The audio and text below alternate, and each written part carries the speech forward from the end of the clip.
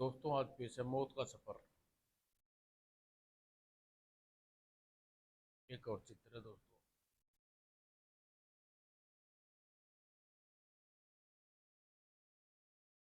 आधी रात से अधिक बीत चुकी थी, किंतु सेठ हरिलाल अभी भी उन्हीं कागजों में देखने में व्यस्त थे।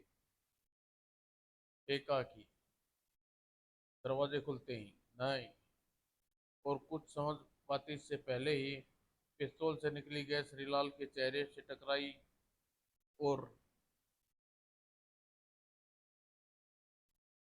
और जब उसकी चेतना लौटी, कौन थे वे? कहीं मैं कोई सपना तो नहीं देख रहा था? दूसरे ही क्षण सेब खुली पड़ी थी। कमबख्त मेरी लाखों की दौलत लूट कर ले गए, और पुलिस स्टेशन में मैं लुट गया, बर्बाद हो गया। इंस्पेक्टर, आखिर क्या हुआ? सेठ हीरालाल ने पूरी बात बताई। ऐसा कैसे हो सकता है? राक्षस जैसे चेहरे वाले मनुष्य, किंतु सच्चा इंस्पेक्टर। क्या उन्हें किसी और ने देखा था? नहीं, क्योंकि उस समय केवल मैं ही जाग रहा था।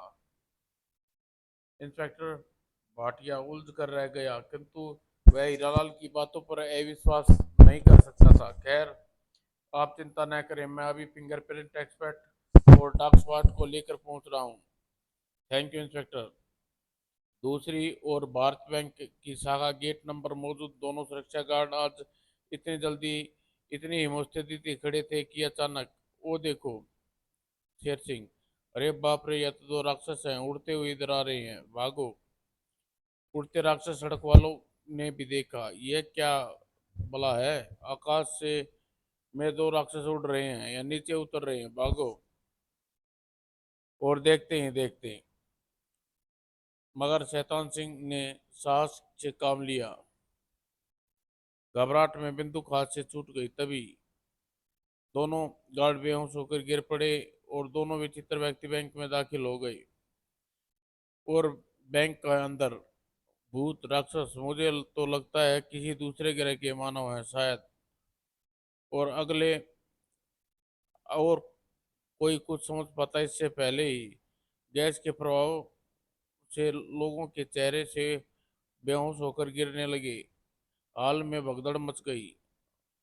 दूसरे ग्रह के प्राणी।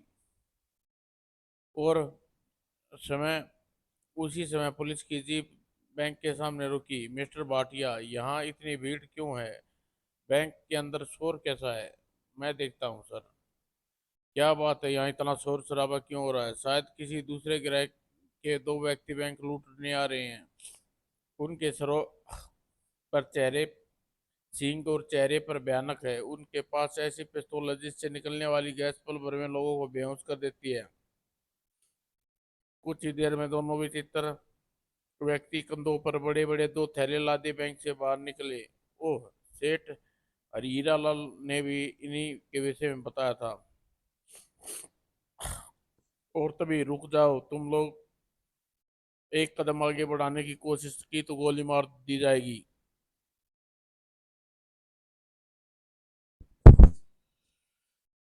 दोनों विचित्र व्यक्ति रुक गए, किंतु दोनों के हाथ में या दोनों ने एक हाथ अपनी पिस्तौल निकाली, और दूसरे ही क्षण दाएं दाएं पिस्तौल उनके हाथ से छूटकर गिर पड़ी।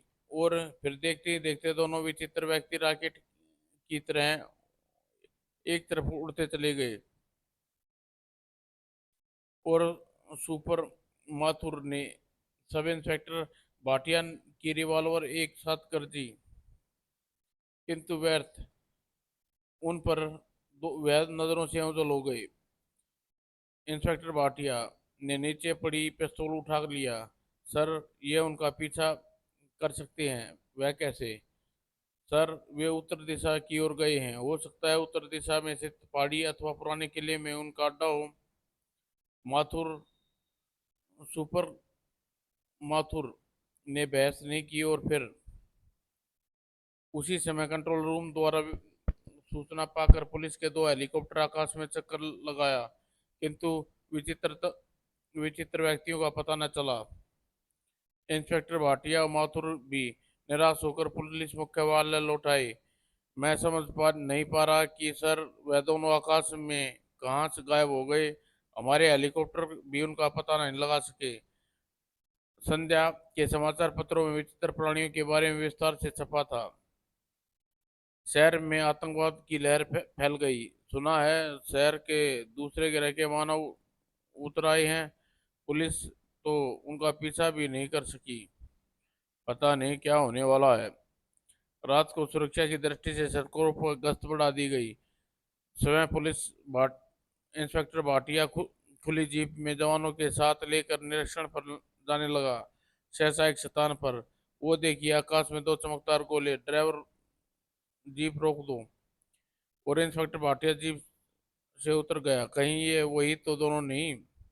दूसरे क्षण, सर, वे वही विचित्र व्यक्ति हैं सर। प्रकाश की किरणें इन्हें इनके अंदर से छूट रही है।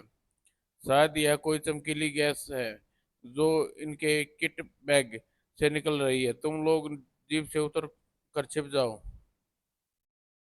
देखते ही देखते दोनों विचित्र व्यक्ति दाईं और बाईं बंगले में के कंपाउंड में उतर गए। इंस्पेक्टर भाटिया चौंक उठे। यह तो प्रमुख उद्योगपति सेठ कालीचरण का बंगला है। रामफल, राइफल अपने साथी को दे दो और मेरे साथ आओ। जरूर, ठीक है सर। अगले ही क्षण बाउंड्री वॉल से इस प्रकार कूदना की आट ना हो। मैं समझ गया सर। और फिर बंगले के अंदर वो देखिए सर, दोनों एक कमरे की ओर बढ़ रहे हैं। हमें बाईं ओर से घूमकर उनका रास्ता रोकना है और उन्हें दबोच लेना है।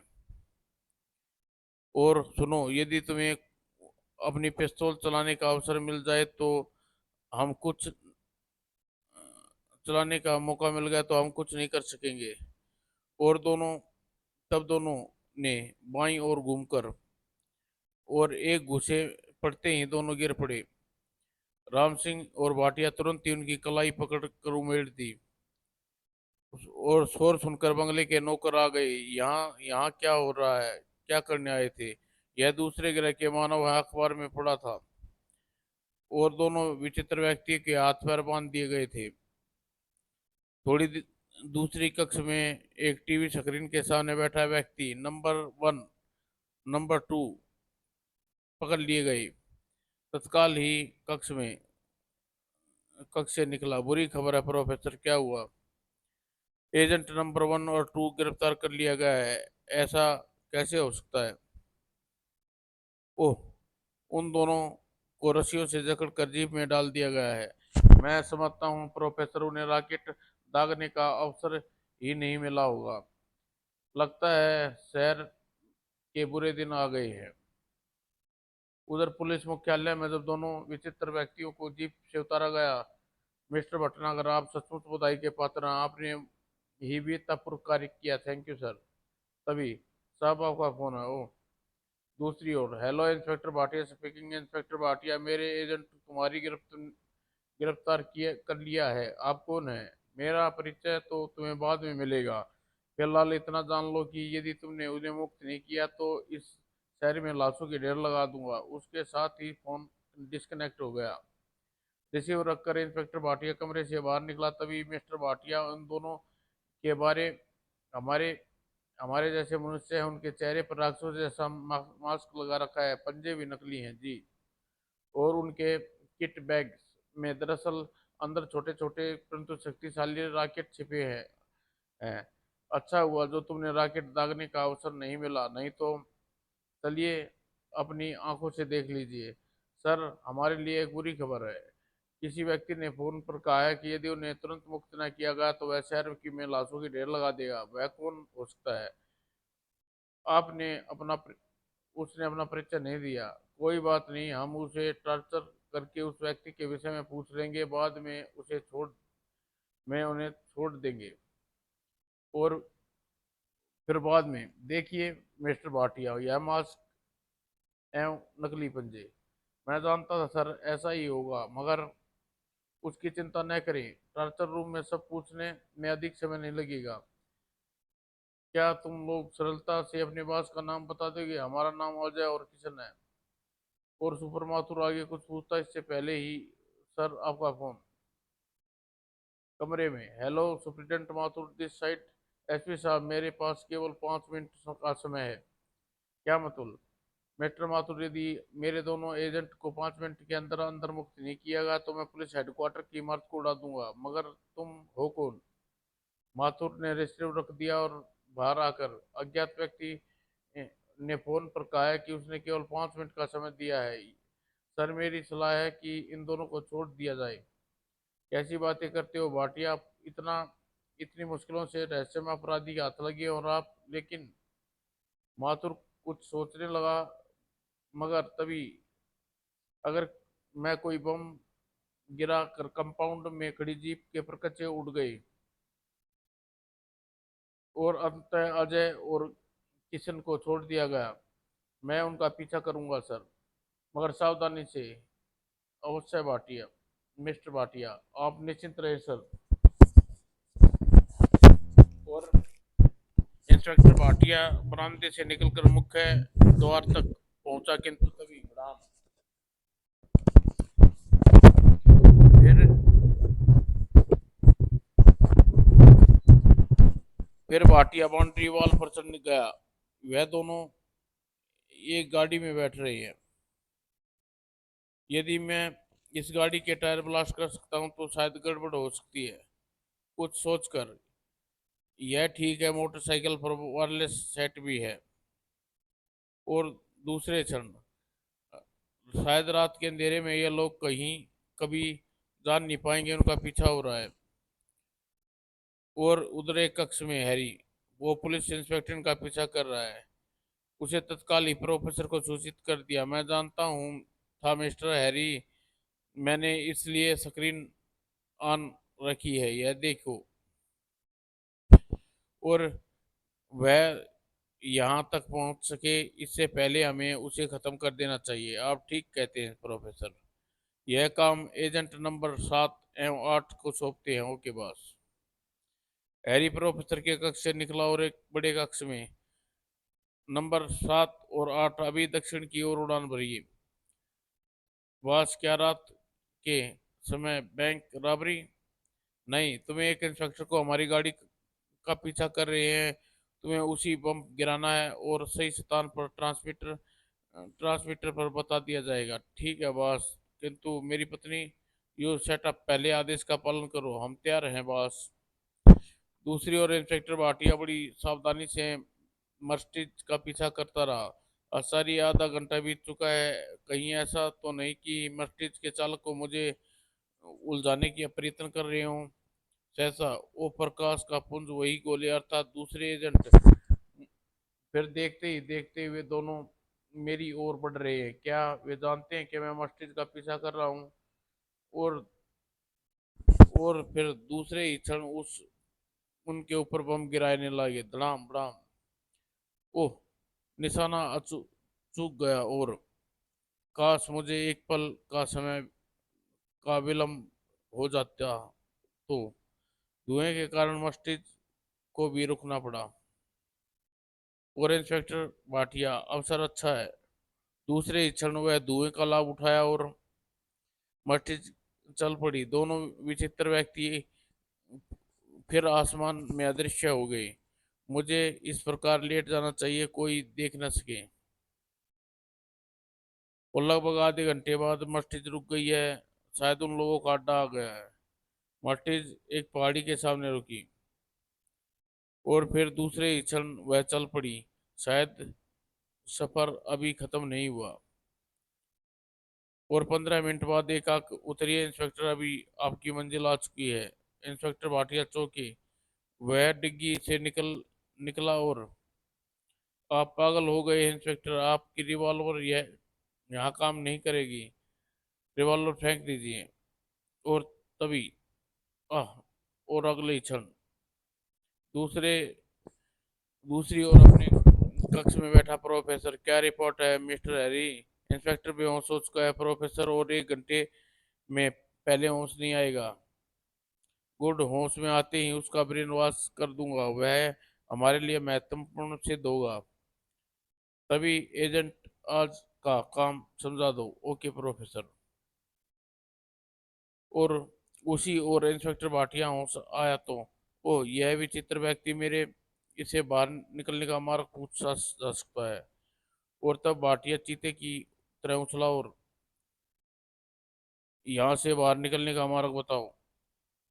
यदि मुंह से एक शब्द भी निकाला तो गला दबा दूंगा। यह कैबिन सुरंग के अंदर, और सुरंग का अंतिम सिरा एक तालाब में खुलता है। भाटिया उसे गिरेबान पकड़ कर उठाया। चलो मेरे साथ जी। और वह सुरंग में दूसरे लोग कहाँ हैं? इसी सुरंग में एक मार्ग भूमिगत कमरों की ओर चला गया है। सब वहीं पर हैं। और फिर सुरंग के अंतिम छोर पर, क्या बाहर किनारे का मार्ग यही है? चारों ओर से पहाड़ियों घिरा पड़ा है, तालाब में तैरते मगरमच्छ।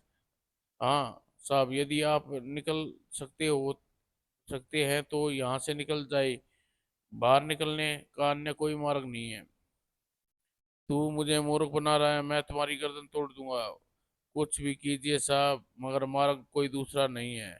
और जहाँ से यह गाड़ी आई थी, वहां सुरक्षा का इतना कड़ा प्रबंध है कि कोई पक्षी भी बाहर नहीं जा सकता। इंस्पेक्टर भाटिया उलझ गया। सीधे चट्टान और मगरमच्छ, ठीक तभी मौत देख चुके इंस्पेक्टर। अब चलिए। तुम? मुझे हैरी कहते हैं इंस्पेक्टर। तो गैंगस्टर तुम ही हो? नहीं। तुम इतना बह नहीं, किंतु इस बहस को छोड़ो, मेरे साथ चलो, अन्यथा मैं तुम्हें समाप्त करना नहीं चाहता इंस्पेक्टर। किंतु यदि तुम अपनी हठ पर अड़े रहे तो मैं लेजर पिस्तौल से तुम्हें जलाकर राख कर दूंगा। ठीक है, मैं चलता हूँ। किंतु तभी हैरी हड़बड़ा कर पीछे हटा। आह! इंस्पेक्टर भाटिया फुर्ती से पिस्तौल उठाई। कहिए मिस्टर हैरी। तुम भूल कर रहे हो इंस्पेक्टर, यह पिस्तौल मेरा कुछ नहीं बिगाड़ सकती। ठीक है, इसे मैं तुम्हारे आदमी पर प्रयोग करके देखता हूँ। नहीं। और तभी व्यक्ति के सहम कर पीछे हट गया, मगर दो व्यक्ति चीख मारकर नीचे गिर पड़े। हैरी पलट कर भागा। रुक जाओ मिस्टर हैरी, अन्यथा जीवन से हाथ धो बैठोगे। मैं कहता हूँ रुक जाओ। और दाईं ओर से खुले द्वार में प्रवेश कर पाता इससे पहले ही दाएं। और इंस्पेक्टर भाटिया आगे बढ़ा और द्वार पर दाखिल हुआ। यह एक सुरंग है, शायद यही भूमिगत कमरों की ओर जाती है। दूसरी ओर प्रोफेसर। स्क्रीन पर यह दृश्य हैरी को क्या हुआ, मगर तभी हैंड्स अप मिस्टर राजन। यदि हिले तो यह लेजर पिस्तौल आग उगलना शुरू कर देगी। तुम मैं तुमको तब से जानता हूँ जब परमाणु अनुसंधान केंद्र में काम करते थे। अपने हाथों अपने साथी का खून हो गया तथा आप फरार हो गए।